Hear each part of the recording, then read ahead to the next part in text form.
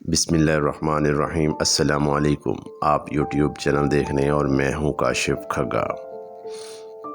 جیسا کہ آپ کو معلوم ہے کہ مرنے کے بعد کوئی دوبارہ زندہ نہیں ہوتا، لیکن اگر ہم تاریخ پر نظر دوڑائیں تو پتہ چلتا ہے کہ کچھ لوگ مرنے کے بعد دوبارہ زندہ ہو گئے تھے۔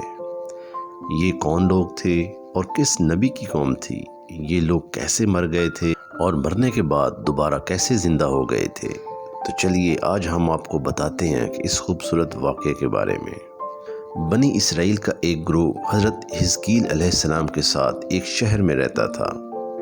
اس شہر میں طاعون کی بیماری پھیل گئی اور وہاں کے لوگوں پر بیماری کے پھیل جانے سے موت کا ڈر سوار ہو گیا، اور وہ لوگ سب کے سب شہر کو چھوڑ کر ایک جنگل میں بھاگ گئے۔ طاعون ایک خطرناک بیماری ہے اور اس سے جسم پر گلٹیاں نکلتی ہیں اور تیز بخار ہو جاتا ہے اور مریض تڑپ تڑپ کر مر جاتا ہے۔ جب طاعون پھیل گیا تو یہ لوگ شہر کو مکمل طور پر چھوڑ دیا اور جنگل میں بسیرا کر دیا، لیکن اس حرکت کو اللہ تعالیٰ نے بہت زیادہ ناپسند کیا۔ چنانچہ اللہ نے عذاب کے طور پر ایک فرشتے کو جنگل میں بھیج دیا۔ اس فرشتے نے ایک زوردار آواز میں کہا کہ تم سب مر جاؤ۔ اس خوفناک آواز کی بدولت یہ سب لوگ اچانک مر گئے، اور ان سب کی تعداد 70,000 تھی۔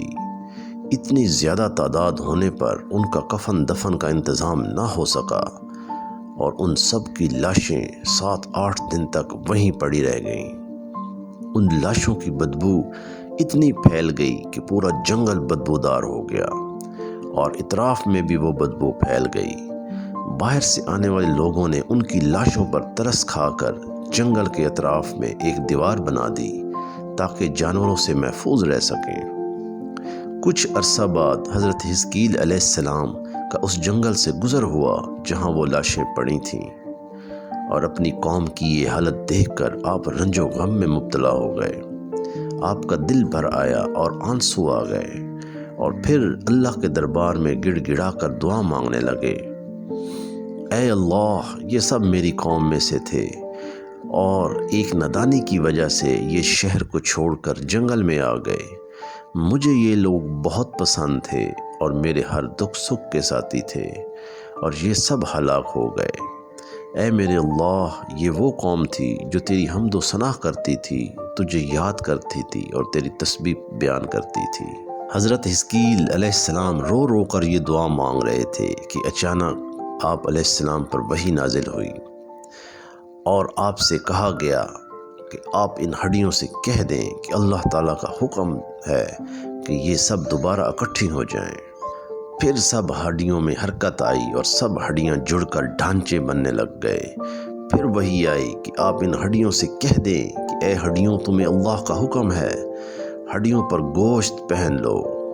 یہ کلام سنتے ہی سب ہڈیوں پر گوشت پوست ہو گیا۔ پھر تیسری وحی آئی کہ اے حزقیل، آپ ان ہڈیوں سے کہہ دیں کہ تم سب مل کر کھڑے ہو جاؤ۔ آپ کا یہ کلام سنتے ہی وہ 70,000 لاشیں دوبارہ زندہ ہو گئیں اور سیدھے کھڑے ہو گئے۔ پھر یہ لوگ دوبارہ جنگل سے نکل کر شہر میں آباد ہو گئے اور اپنی اپنی عمر تک زندہ رہے، لیکن ان کی موت کے اثرات سے ایک نشان رہ گیا تھا کہ وہ بدبو ساری عمر ان سے آتی رہی اور ان کی اولاد میں بھی منتقل ہو گئی۔ یہ لوگ جب بھی کپڑا پہنتے تو وہ کپڑا کفن کی صورت میں ہو جاتا تھا، اور جیسا کفن قبر میں میلا ہو جاتا ہے ویسے ہی ان کے کپڑوں میں میلا پن آ جاتا تھا۔ چنانچہ یہ اثرات آج بھی ان یہودیوں میں پائے جاتے ہیں جو ان کی اولاد میں سے ہیں۔ اور یہ واقعہ اللہ تعالیٰ نے قرآن کریم میں سورہ البقرہ آیت نمبر 243 میں اس طرح ارشاد فرمایا کہ جس کا ترجمہ یہ ہے کہ اے محبوب، کیا تم نے نہ دیکھا تھا انہیں جو اپنے گھروں سے نکلے اور وہ ہزاروں تھے موت کے ڈر سے، تو اللہ نے ان سے فرمایا مر جاؤ، پھر انہیں زندہ فرما دیا۔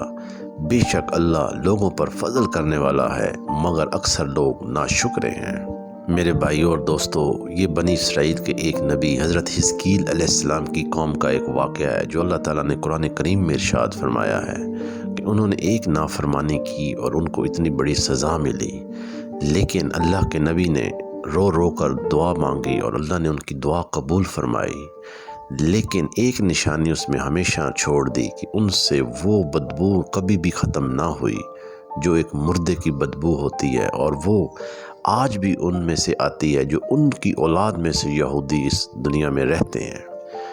تو ذرا آج ہم اپنے آپ میں غور کریں کہ ہم اللہ تعالیٰ کی کتنی نافرمانیاں کرتے ہیں، کتنی غلطیاں کرتے ہیں، کتنے گناہ کرتے ہیں، لیکن اللہ تعالیٰ ہمیں سزا بھی نہیں دیتا اور کوئی نشانی بھی نہیں چھوڑتا اس گناہ کی، کیونکہ ہمارے نبی صلی اللہ علیہ وآلہ وسلم کی دعا کی بدولت کہ میری امت پر کوئی ایسا عذاب نازل نہ فرمانا، تو اس صورت میں اللہ تعالیٰ ہمیں ہمیشہ صاف اور کلین رکھتا ہے کہ ہم گناہ کر بھی لیں تو اس کا کوئی نشان باقی نہیں رہتا، لیکن اس کی سزا تو ملنی ہے۔ تو اللہ تعالیٰ سے دعا ہے کہ ہم کوئی غلطی نہ کریں، کوئی گناہ نہ کریں، اور اس زندگی میں موت کی تیاری کر لیں اور اللہ کو راضی کر لیں اور اللہ کے محبوب کو راضی کر لیں، تو ہم انشاءاللہ اس دنیا میں بھی سرخرو رہیں گے اور آخرت میں بھی۔ اللہ تعالیٰ ہمیں نیک اعمال کرنے کی توفیق عطا فرمائے اور 5 وقت کا نمازی بنائے، اور جب ہمارا آخری وقت ہو، خاتمہ ایمان پر ہو، تو زبان پر صرف ایک کلمہ ہو، لا الہ الا اللہ محمد الرسول اللہ۔